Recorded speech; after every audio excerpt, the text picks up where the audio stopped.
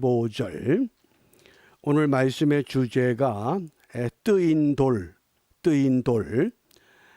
우리가 다니엘서와 요한계시록을 잘 연결할 수 있어야 됩니다.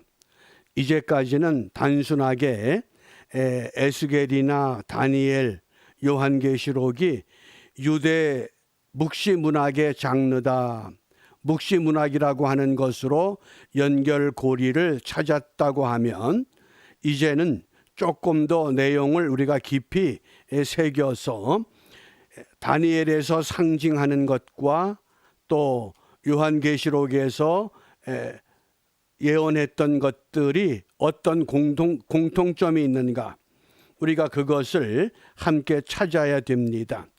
말씀을 읽기 전에 오늘 중요한 용어들을 좀 설명을 하고 함께 말씀을 읽도록 하겠습니다. 뜨인 돌은 메시아, 예수님을 말씀합니다. 장차 오실 메시아. 그 다음에 이 철과 진흙은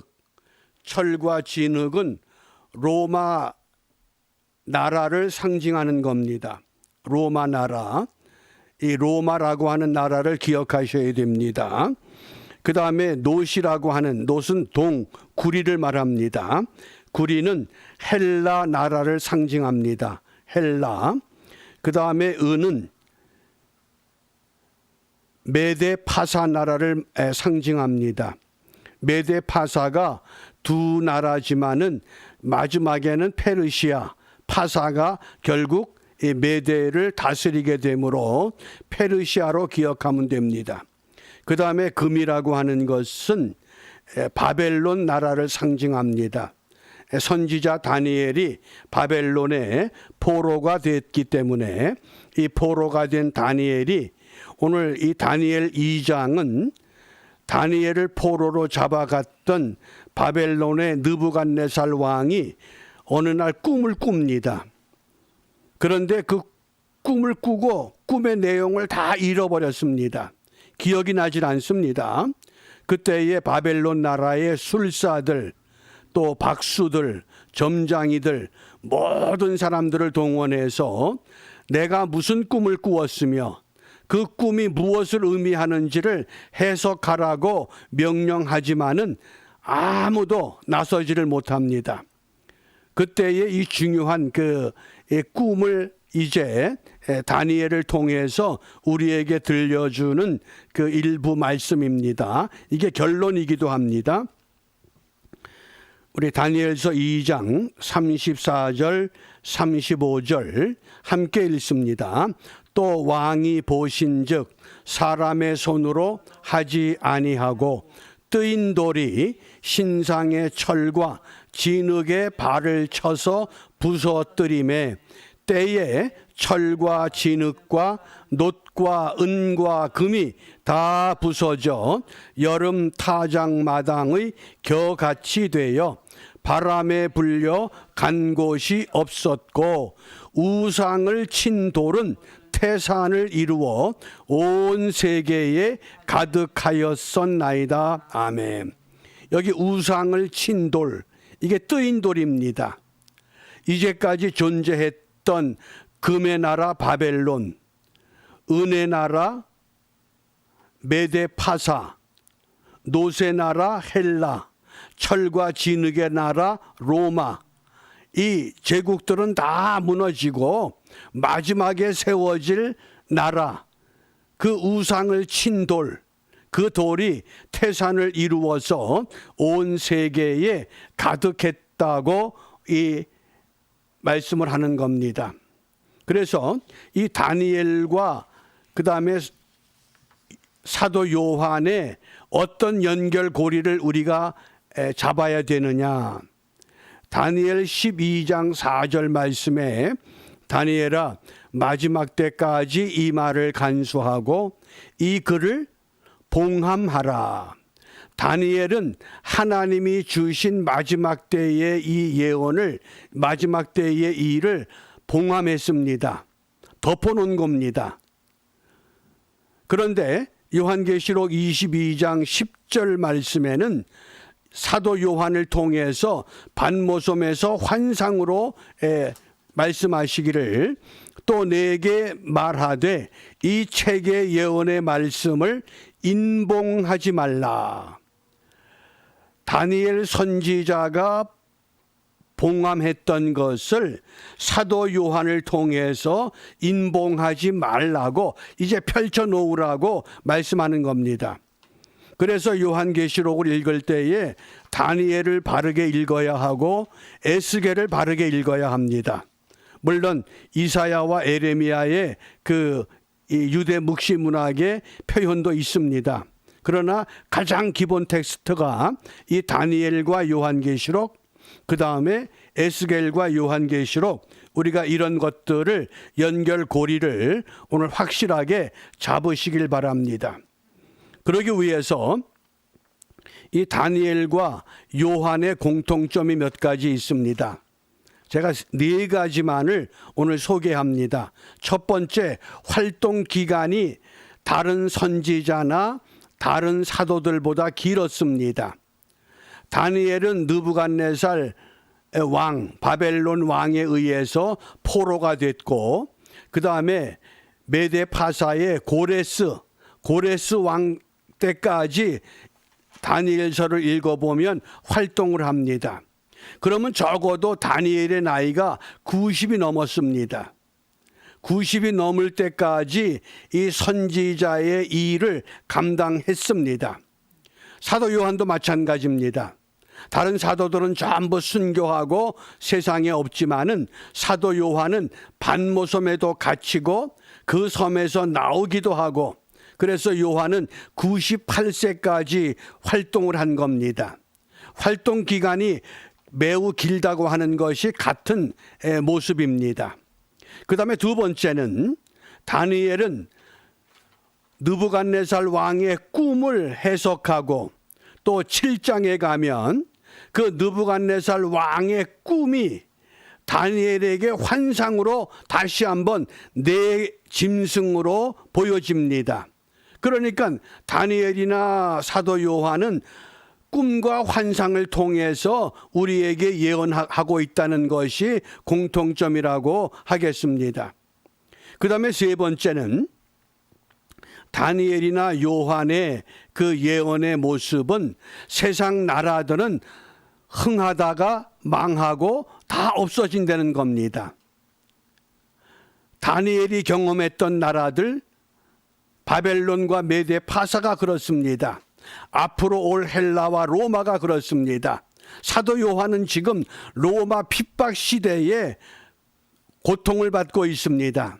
그러나 이것이 영원하지 않다고 하는, 이 세상 나라의 이 권력이 영원한 것이 없다고 하는, 그래서 세상 나라들의 흥망성쇠를 말씀하고 있습니다. 그 다음에 네 번째는 다니엘이나 요한을 통해서, 다니엘서나 우리가 요한계시록을 통해서 분명히 기억해야 할 것은 우리 모든 신앙생활하는 성도들 마지막을 준비하면서 살아야 된다고 하는 말씀입니다. 우리가 마지막을 바르게 준비해야 한다. 그러기 위해서 오늘 그림 하나를 소개합니다. 다니엘서를 읽을 때에 이 다니엘서 2장과 7장이 매우 중요합니다. 2장과 7장. 2장은 느부갓네살 왕이 꿈을 꾼 것입니다. 그 꿈을 꾸고도 꿈의 내용이 하나도 기억나지 않을 때에 모든 바벨론의 술사들, 또 박수들, 점장이들, 너희들이 내 꿈을 드러내지 못하고 꿈을 해석하지 못하면 너희를 전부 죽일 것이고 너희들의 집을 거름토로 삼겠다, 이렇게 명령을 내립니다. 그래서 모든 사람들이 이제 잡혀서 죽게 됩니다. 느부갓네살 왕의 이 아리옥 장군이 모든 점장이, 모든 박수, 모든 술객들 다 잡아들일 때에 다니엘과 그 세 친구도 붙잡혀서 죽게 될 위기가 온 겁니다. 그때 다니엘이 아리옥 장관에게 간청합니다. 왜 이렇게 급합니까? 며칠만 기회를 주면, 시간을 주면 우리가 이 꿈을 알게 하시는 이는 하나님밖에 없습니다. 하나님께 기도하겠습니다. 그리고 나서 결국은 느부갓네살 왕이 꾼 꿈의 내용을 이제 설명을 하는 겁니다. 왕이 큰 거대한 신상을 봤습니다. 그런데 그 머리가 금입니다. 가슴과 팔, 두 팔은 은입니다. 배와 넓적다리는 구리, 동입니다.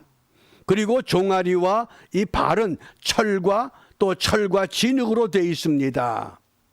그러니까 느부갓네살 왕이 깜짝 놀랍니다. 어떻게 다른 사람들은 꿈의 내용을 밝히지 못하는데 다니엘이 믿는 하나님은 이런 꿈이 무엇인가를 우리에게 알려주느냐. 그리고 이제 다니엘 7장에 가면 한 가지 중요한 것은 다니엘서 1장부터 12장까지 내용이 역사적인 순서가 아닙니다. 요한계시록도 1장부터 22장까지가 역사적인 순서가 아닙니다. 이 점을 명심하셔야 됩니다. 다니엘 7장은 느부갓네살 왕의 아들 벨사살이 왕으로 있을 때에 다니엘이 꿈에 본 환상입니다.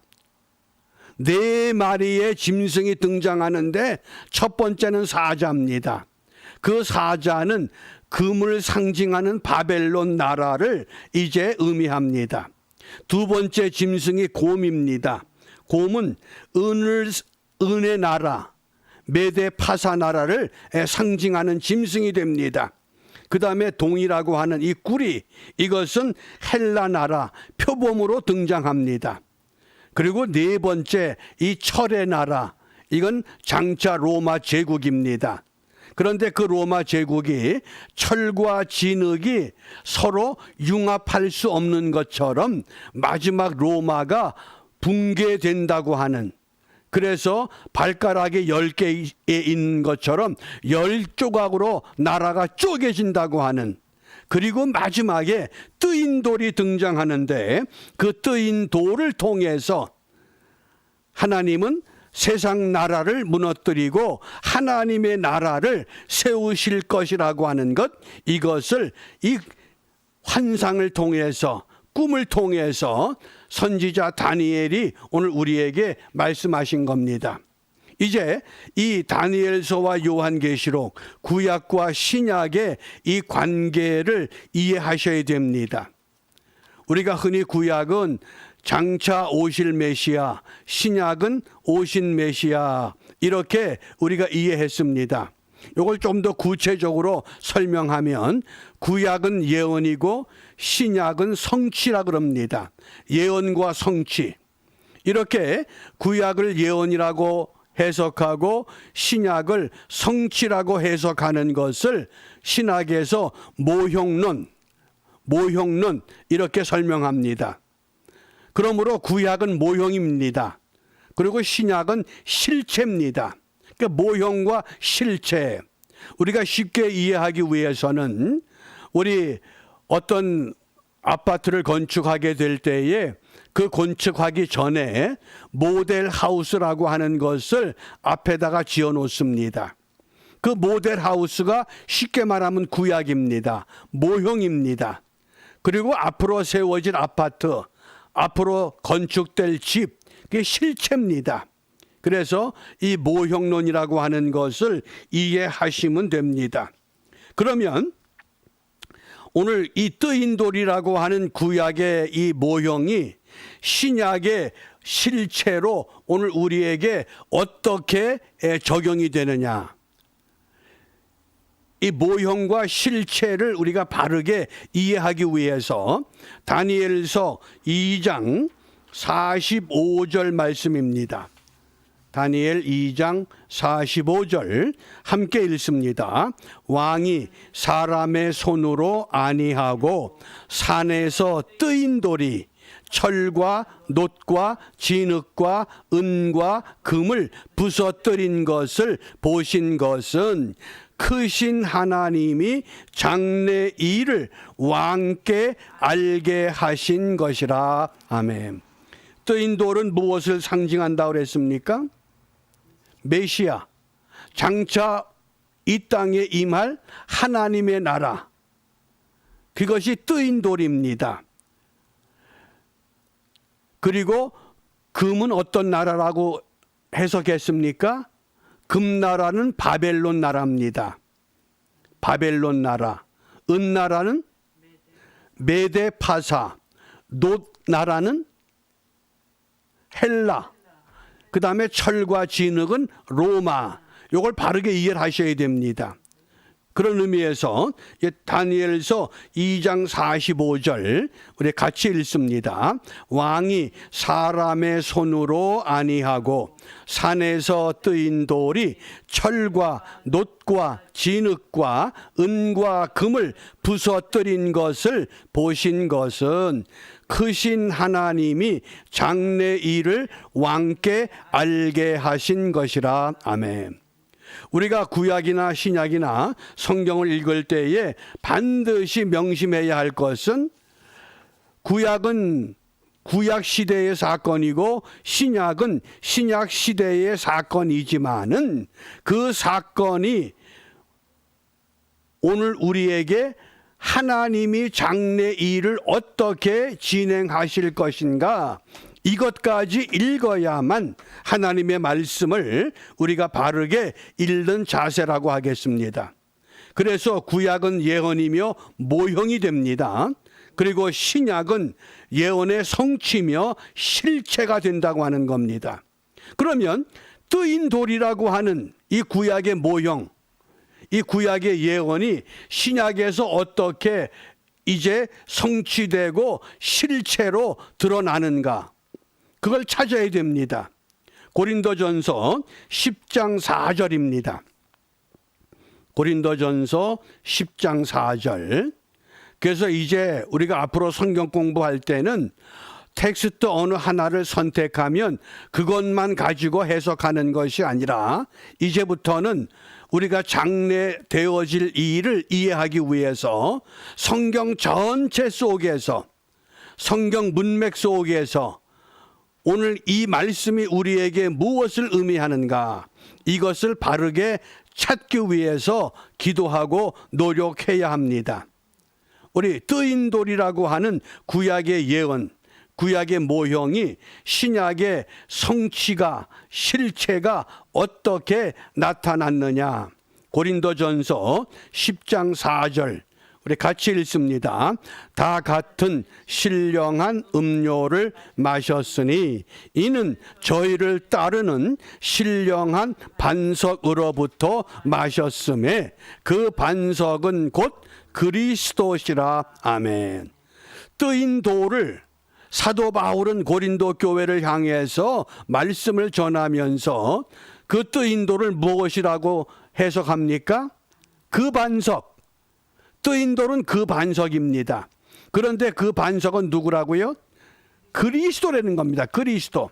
그러니까 다니엘이 꿈을 해석하고 환상을 해석할 때에 뜨인 돌이 장차 올 하나님의 나라, 메시아 나라, 그것이 고린도 교회의 당면한 문제를 해결하기 위해서 바로 그 반석이 그리스도라고 분명히 이제 우리에게 알려주고 있습니다.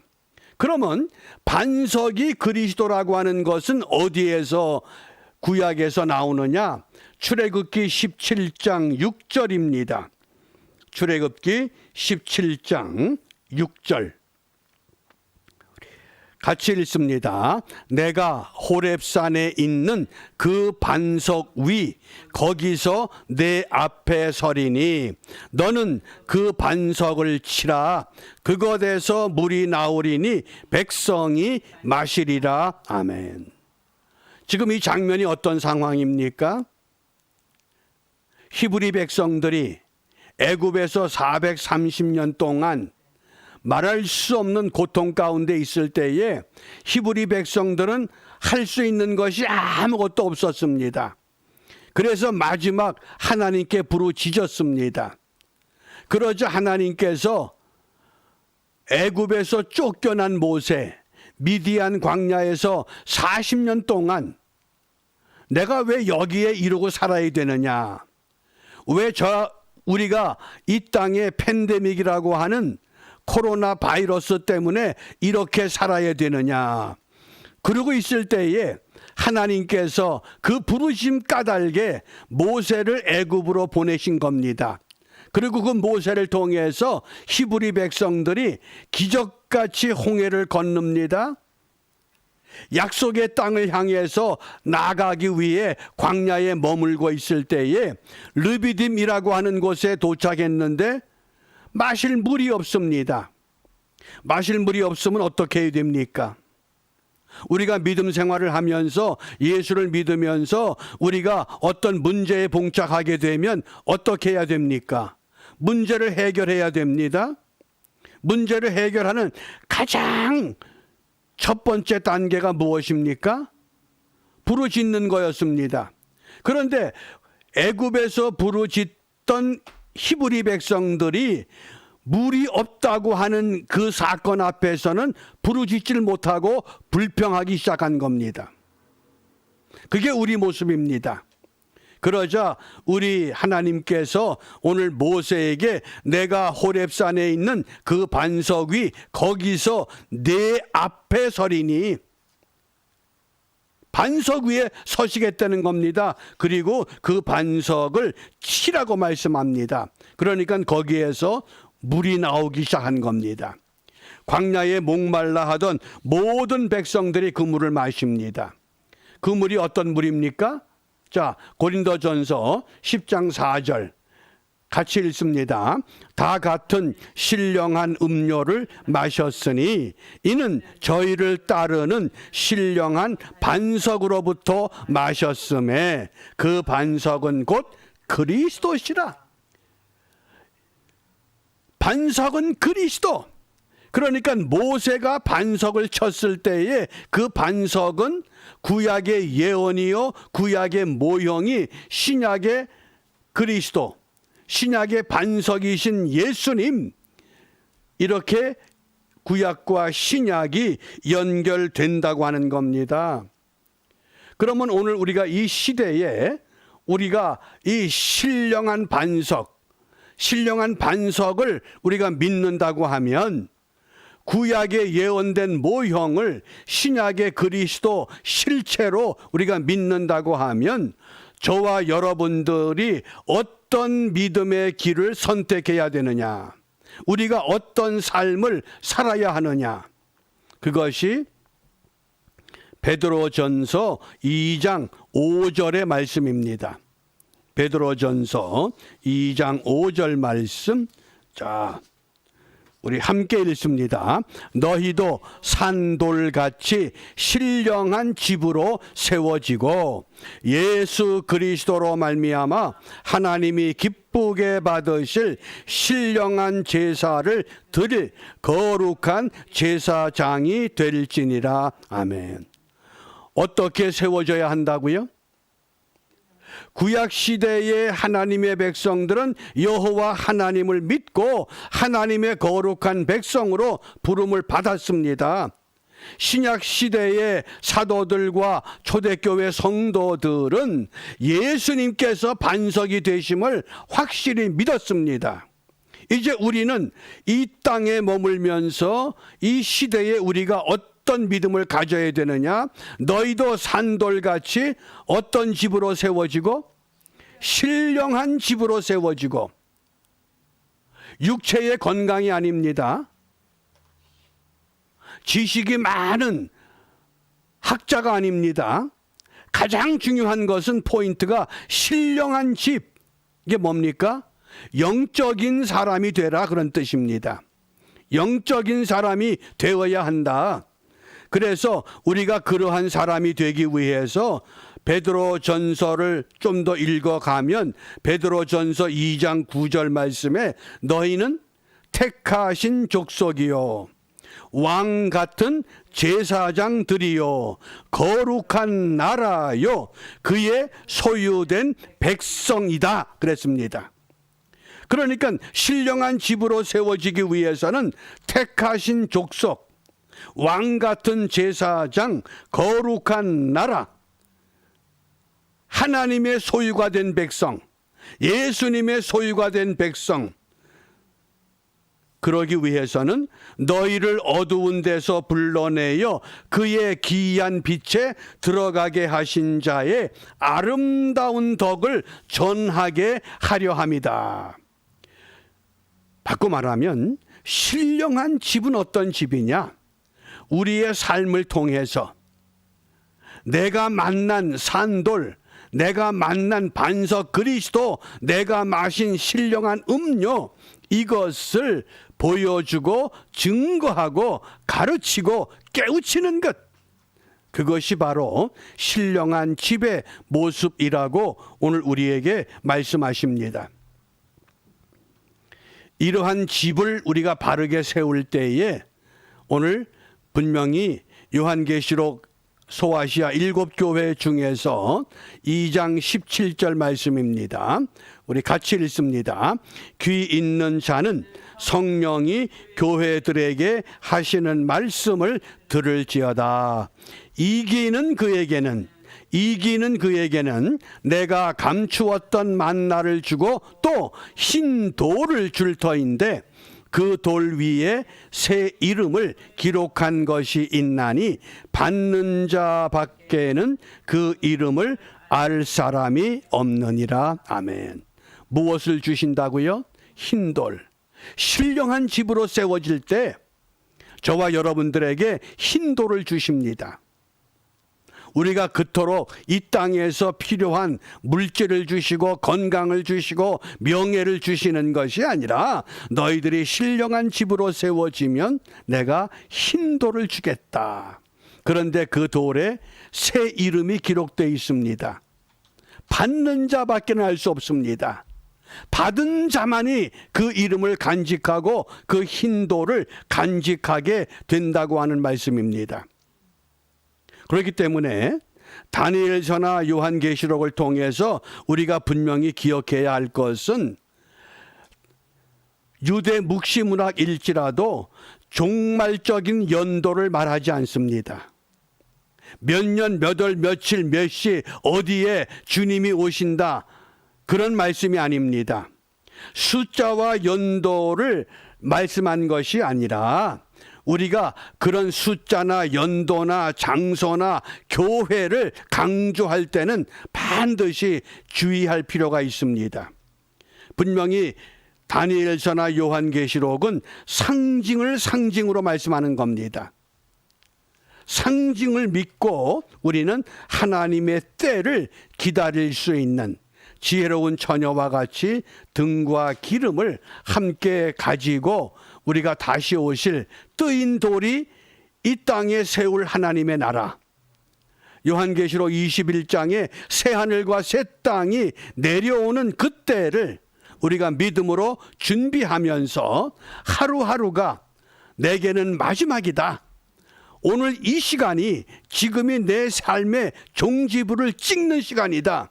우리가 이런 마음과 결단을 가지고 이 어려운 때에 믿음의 삶을 결단할 수 있기를 바랍니다. 이제 다시 한번 정리해 봅니다. 다니엘서 2장은 느부갓네살 왕의 꿈입니다. 다니엘서 7장은 벨사살 왕, 느부갓네살 왕의 아들이 왕으로 있을 때에 다니엘이 꿈으로 받은 환상입니다. 그런데 그 환상은 4마리의 짐승입니다. 그 4마리의 짐승이 느부갓네살 왕의 꿈과 일치하는 해석입니다. 그래서 금의 나라는 사자를 상징했습니다.